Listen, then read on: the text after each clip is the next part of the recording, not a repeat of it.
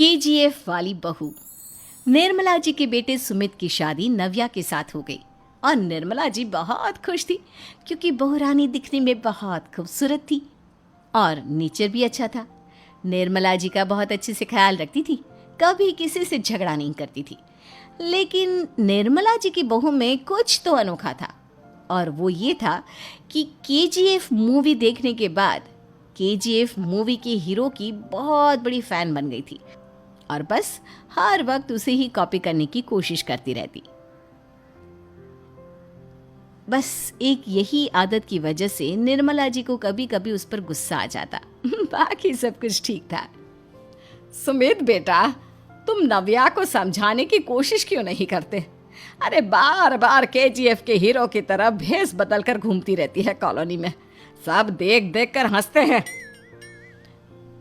क्या करूं मम्मी, मैंने उसे कई बार कहा कि बहू हो, बहू की तरह रहा करो, लेकिन उसके सर पर तो केजीएफ का भूत सवार है, किसी की सुनती ही नहीं।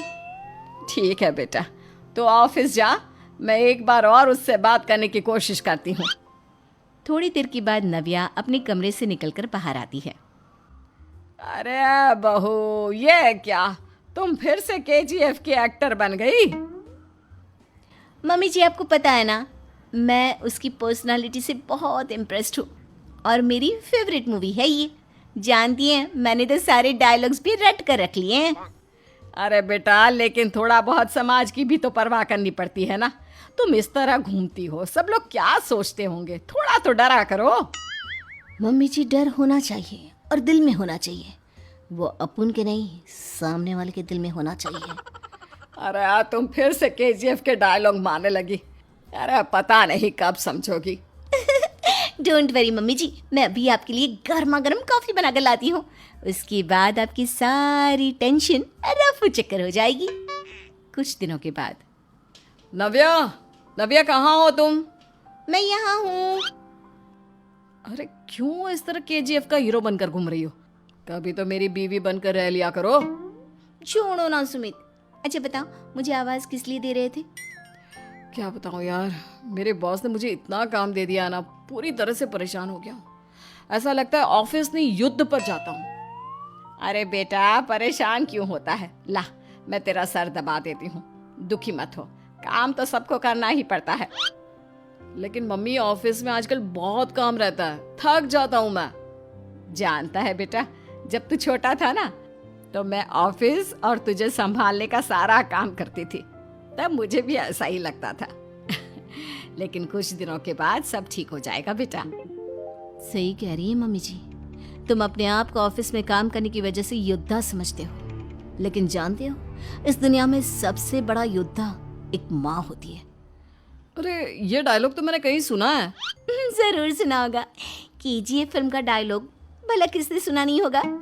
हे भगवान, कोई मेरी बीवी के सर से केजीएफ का भूत उतार दे। कुछ दिनों के बाद। नव्या, सुमित तो ऑफिस चला गया। एक काम करते हैं, हम दोनों मार्केट चलते हैं, मुझे कुछ शॉपिंग करनी थी। ठीक है मम्मी जी, मैं अभी तैयार होकर आती हूँ।